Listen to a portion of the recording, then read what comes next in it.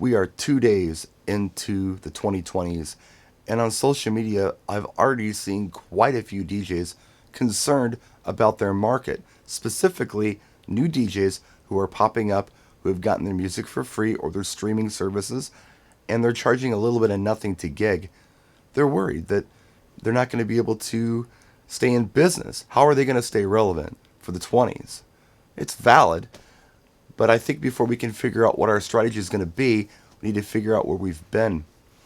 So I'm going to go all the way back to when I started, the 1980s, and I thought about it. There are four things that I think that we needed to go out and gig.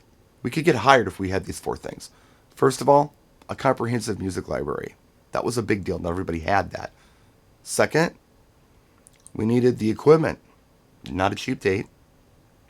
Third, the vehicle to haul that equipment. And fourth, the physical strength and ability to do so. If we had those four things, we could go out and we could work as a DJ. Yeah, the really good DJs were going to work more than the ones who weren't so good, but as long as you had those four things, you were relevant. And that was the case all the way through the 90s. Around the millennium, MP3 came out. You could download music. You could rip someone else's CD library. You could copy somebody else's MP3 hard drive and instantly have that music library. So now we're down to three things. We don't have the music anymore. That's not a big advantage because anybody can get the music or download it or have access to it. So that's not special. But we still need the equipment. We still need the vehicle to haul it in, and we need the body strength to do all the physical labor. Then equipment started to get relatively inexpensive.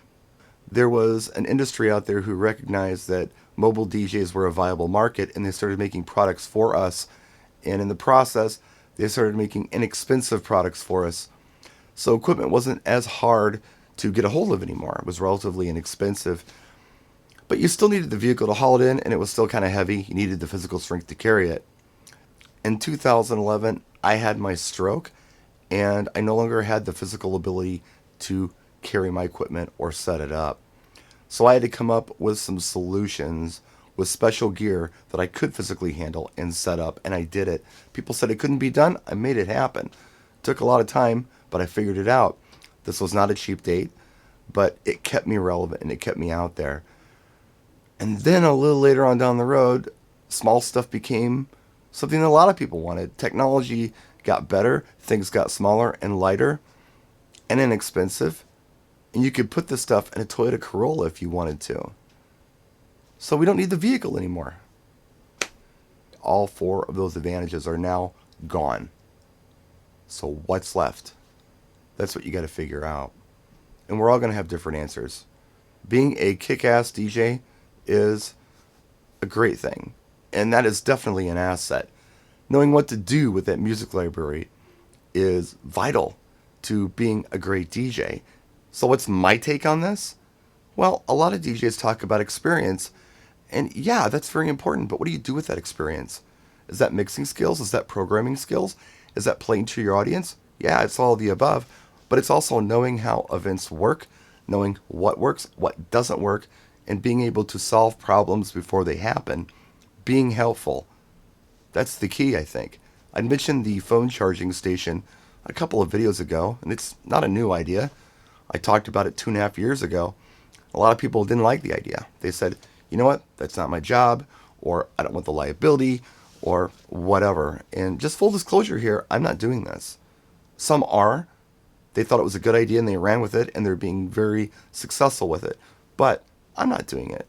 Some people looked at that as like this concierge thing where you're being a butler or something and you're trying to just serve everybody, and try to solve all their problems.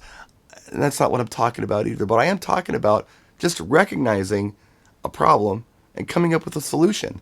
And the phone charging station was a solution.